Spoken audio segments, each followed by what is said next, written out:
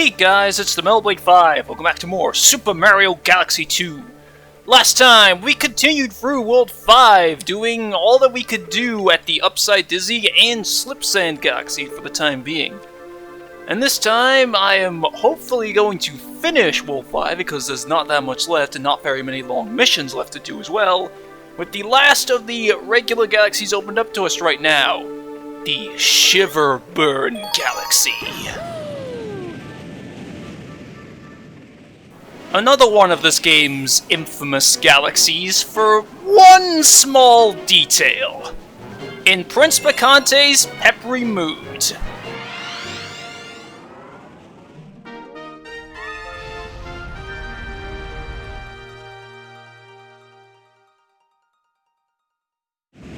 This is an obvious follow-up to the Freeze Flame Galaxy from the first game. However, it does have quite a few things that kind of help somewhat differentiate from that galaxy and make me like it in its own way, even though I may not like the visuals of this place as much as Freeze Flames. Unlike Freeze Flame, which kind of just did each element somewhat separately and then sort of combined them together for the last mission, this one is sort of like more blends everything together into one mission in kind of a, pardon the pun, cool ways. And also, yeah, you can actually just completely skip over the moving platform if you just time your cloud flower jumps properly. It's actually pretty good. And now you freeze over the whole place. So at first it sort of switches almost like this sort of like binary switching thing, which I find like kind of, again, sorry for the pun, cool in its own way. And of course I just like freaking power up. There is a pipe there, that is for a secret mission, so of course I'm going to do that later. And this next plan is actually quite simple. You just have to, just gotta be a bit patient with the moving bits. If you obviously don't want to risk getting hurt, but you can obviously be a bit more reckless. And oh no, why did I jump then? Oh no, I'm so dead. No wait, just jump over, and then get coins from these guys. Okay. So okay, what I was just about to say in the first plan is that I think if you save up your cloud flower or cloud platform, fucking hell, I want to hit that chest because you get a 1-up out of it, but never mind, the game had other plans, and this is also where the common medal is. But yeah, if you save up your cloud platform usages, you know, until round where you hit the button, I think you can somewhat make it over without pressing the button, but it is quite hard, and I'm pretty sure you do have to intentionally get hurt in order to use the extra jump height when Mario gets his ass burnt in order to just make it. It is very tricky. I've never bothered doing it myself. I've somewhat seen other people do it. And Shroom, and of course, this is more obviously now a proper blend of the two, like in the final mission of Freeze Flame Galaxy. This is the first time we've seen these guys in this game, the big Octumbas, as I call them. Where yeah, you just shoot back their unfiery coconuts at them, and it's actually going to be good preparation for what's coming up in the future. Okay, I want to take out you, though, because now I think this might be a decent opportunity to show that small detail. Oh, it doesn't let me go into first person here. You need to do first person for it. And also, these platforms look quite familiar, don't they? They are the Ice Flower platforms. However, we have not seen the Ice Flower in this game. And the power-up room appears to be complete. Well, that is because the Ice Flower does not appear in this game at all. Which is another case of me being really bummed out about how they choose to handle the power-ups in this game. There you guys are!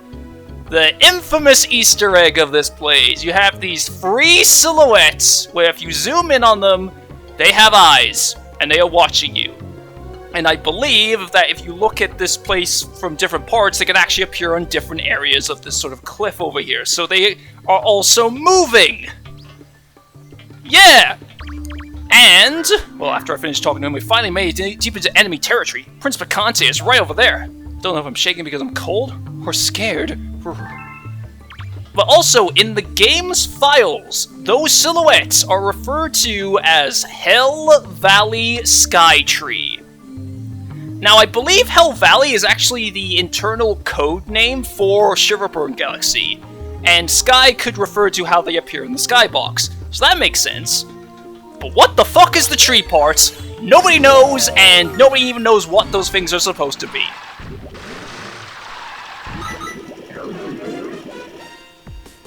Of course, now we also have the battery meter interrupting boss cutscenes. But yes, this is Prince Picante, the implied son of King Caliente from the first game. Which I was actually kind of cool, thought it was kind of cool, but again, I keep using the word cool because it's like the word I most commonly use, even though it's a really bad pun for this place. I find it cool that they took a boss that only appeared in the first game, and, well, sort of gave some sort of extra lore to him by giving him a son. So yeah, he rides around this tank. He fights very similarly to his dad, where you again just gotta hit the unflaming coconuts back at him, but he shoots way more than what his dad did because of his tank. And now he also has a spread shot here, where once they hit the ground, they also create lava piles, similar to Glamdozer, but once you hit him 3 times, that's it.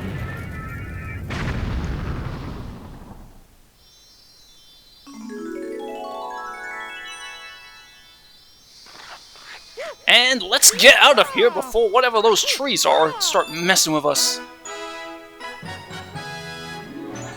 It would actually be even creepier if the camera moved in such a way that you could just barely see them during the Stargate animation. I was expecting this to come up. We got another To My Lost Luma letter, which I spent on the dice game on Starship Mario and got 5 lives out of it. And now we head into Squizzards Daredevil Run.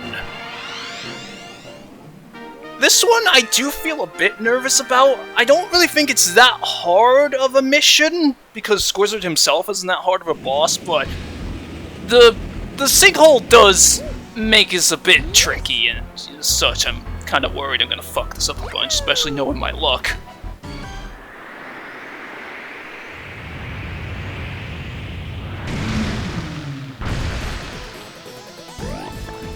Quickly get the Fireflower and get the fuck out of there!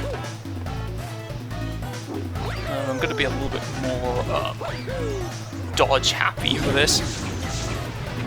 There.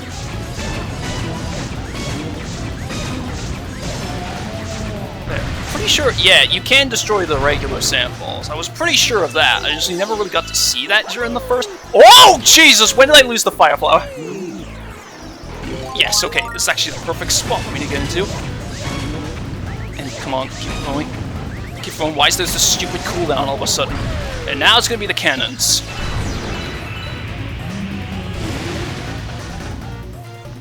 And just be very careful. There, this is the... Whoop! Okay, yes. Perfect position. Oh no. Fuck, never mind.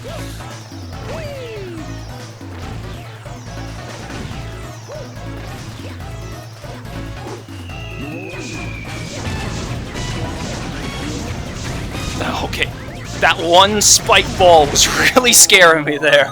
And fuck off! Stop ruining the cutscenes! You already did that enough in the first game.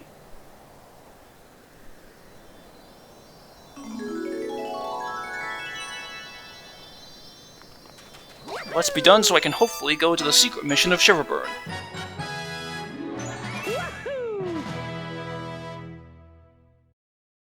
Or instead, we're gonna get the Prankster comment for Shiver, which is actually really short. I should have mentioned earlier that this is generally the point in the game where I start to remember the actual Prankster comments themselves much better. Here we have Octo Army Icy Rainbow Romp. Can I get a few extra words in that mission name? Now, I actually consider this to be the easiest Romp comment, personally, which of course means I'm going to end up dying a bunch on it. Because I went into this thinking, oh no, I'm going to be so bad at this like I was with the last 2, but I ended up beating it on my first try, my first playthrough. But of course, I hate how they still make you start off on this stupid like little planet thing, just for you to get a launch star with no enemies. It just wastes time. The only worry is obviously the ice physics. That's 1/2 down. I'll go back to that guy later. Well, yeah, literally guy, because he's the golden Octo guy. There! Very simple, just watch the edges. Which even then, the edges aren't even really the problem.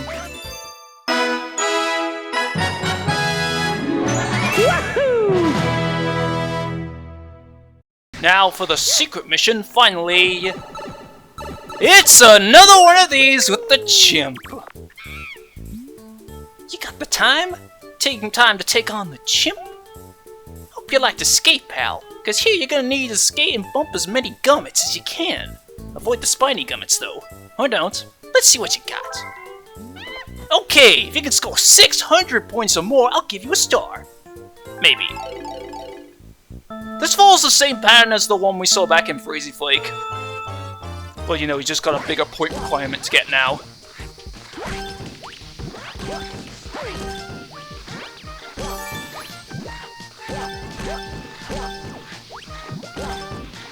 I'm being mostly quiet here because I just want to sort of concentrate, but I will say that I feel with this one, it kind of just mostly comes down to the wire where they bring out a bunch of gold ones near the end of the time limit.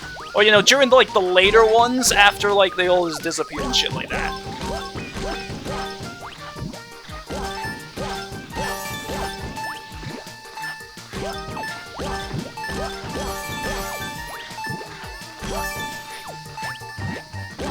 There, first try that time, 640. Whoa, a battery meter? And you got 630 points! I can't believe you actually beat my score! You may be my eternal rival when it comes to gaming skill. Seeing you in action is well worth a star.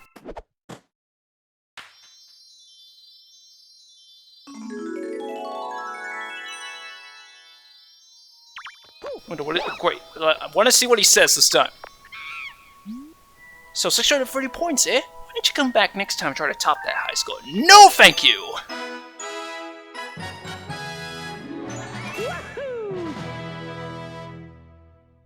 That is now 2 more galaxies fully completed, and every galaxy we've done so far in World 5 completed. Now, of course, the hungry Luma, who wants 1,500 star bits, which I definitely have enough for, but I'm not really going to have that great a number left over. So hungry, feed me delicious star bits. I need to chow on 1,500, then I'll transform, you fat bastard.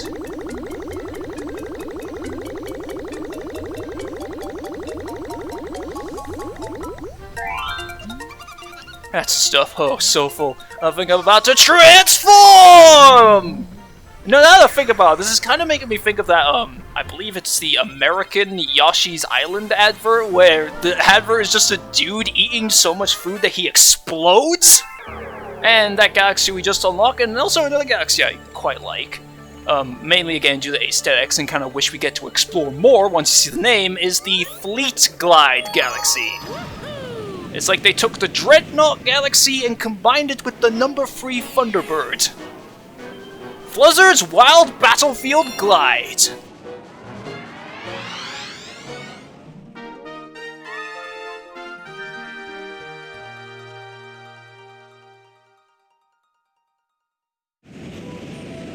I'm not so much afraid of the mission, more so trying to get the common medal for this place. Again, I really like how this place looks, and kind of wish there was another mission that had you actually exploring this like spaceship itself.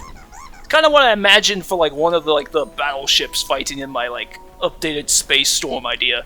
Squizzard, he said you're okay, that you can glide with him. Will you glide with Squizzard? If you can glide through the big sun circle at the end, you win! But it's not easy, not easy. And of course, the course is much harder compared to Wild Glide Galaxy. Just avoid the melty monsters is what I usually call them because of something we'll see later on, but yeah. The thing is that, just like the Wild Glide Galaxy, you gotta fly through the gates, obviously, in order to get the common medal. However, there's one where you gotta do this crazy sharp turn like that in order to get it, and that was the one I was really worried about missing! Oh boy, there. Yeah, sometimes when I play through this place, it's like I'm playing some sort of comedic Fast and Furious game. And, you know, aside from that one shitty Fast and Furious game that came out last year. Oh, head through here. I feel like I might have missed one though, because I could have sworn there was another one back in the bit where I had to do that big crazy drift. Although that is 5, so I guess I was wrong. Oh, just get that. And yeah, okay, I cut them all. Just don't miss the actual metal itself. And fly through the end. I also get a bit nervous about that bit where you gotta fly under the flump, because I have once gotten, like, crushed by flying under him at just the wrong time. You flew! You flew! Even Squizzard looks happy. Here, take the star. Thanks. You probably would also have guessed this, one of you that is watching has never played this game before for whatever reason, but there is another mission that is a race, just like in Wild Glide, but we gotta wait until we get the letter for that. Now it is once again time for the only galaxy remaining to be the boss one, where we only need 55 stars to actually unlock this, but we have way more than that. Now over to Bowser Jr.'s Boom Bunker, which isn't actually that long of a level. Bowser Jr.'s Boomsday Machine.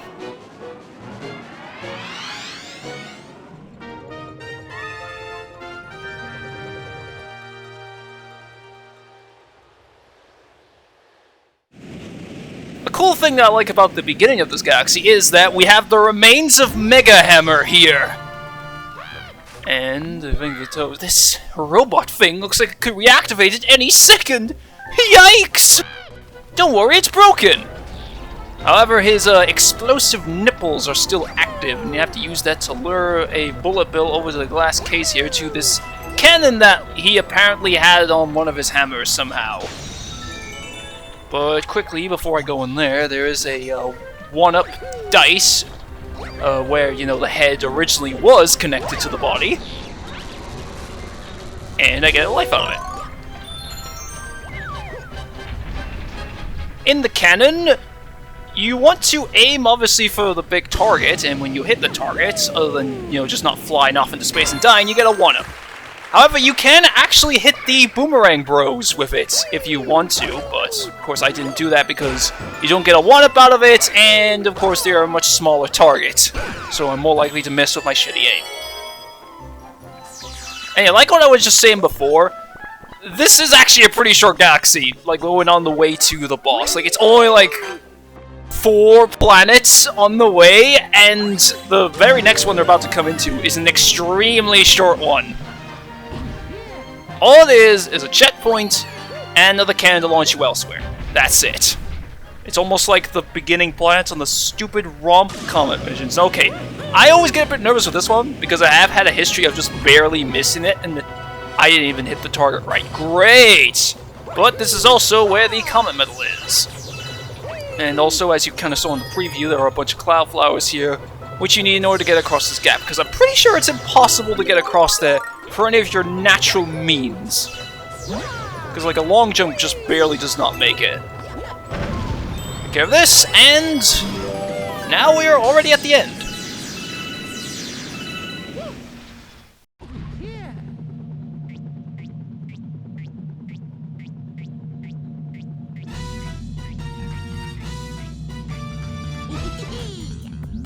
My dad's gonna get angry if I let you get another grand star.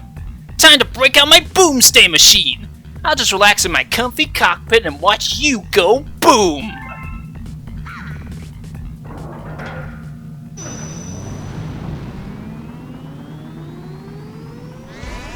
It's over, Mario!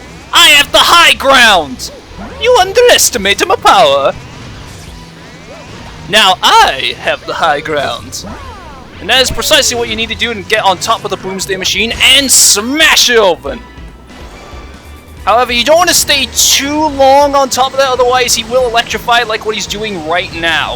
I have actually managed to stay on top of the Boomsday Machine despite it throwing you back. I don't remember how I was able to do that, and as such, I know that actually from personal experience! Fuck. Messed that up. And he also flings you off like that. However, oh thank god.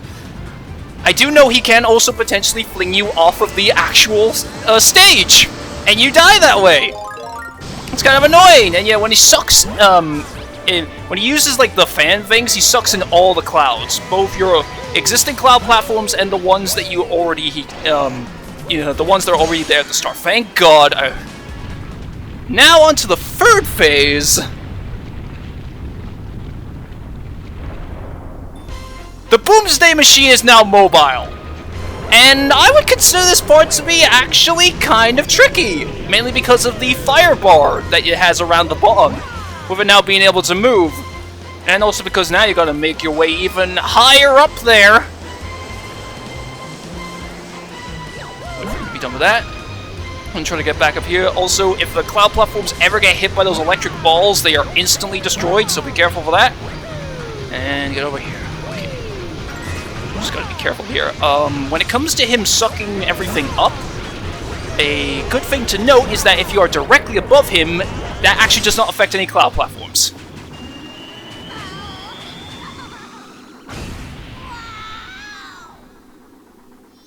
But in the end, the one who has the high ground always wins.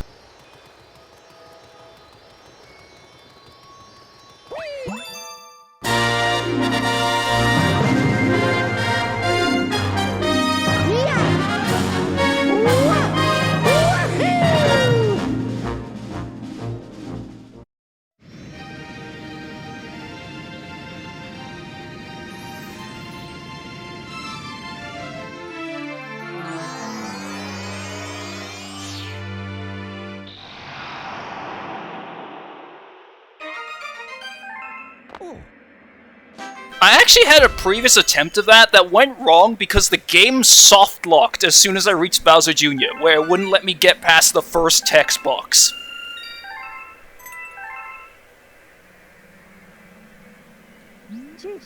That's the 5th Grand Star! I had a feeling you could do it! Next up is the 6th World. And you know that monster's going to put up an even stronger fight now. So let's get those Power Stars and save your special one! The big fight awaits. The helm is yours, Captain!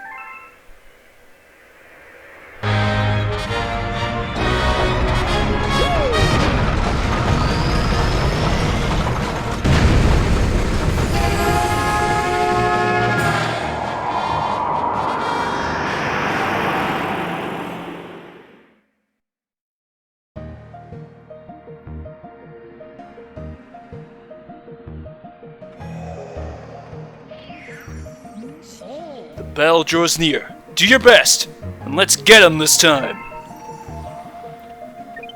Now we have made it to the final world, where going back to the whole sort of time travel thing, we may have gone to a point in time where a star has ended its life and become a giant black hole. Of course, that means there are going to be a bunch of very tough galaxies on our way to Bowser for the final time. So, next time on Super Mario Galaxy 2, we're gonna go deeper into the void of World 6. So take care, and I'll see you guys next time.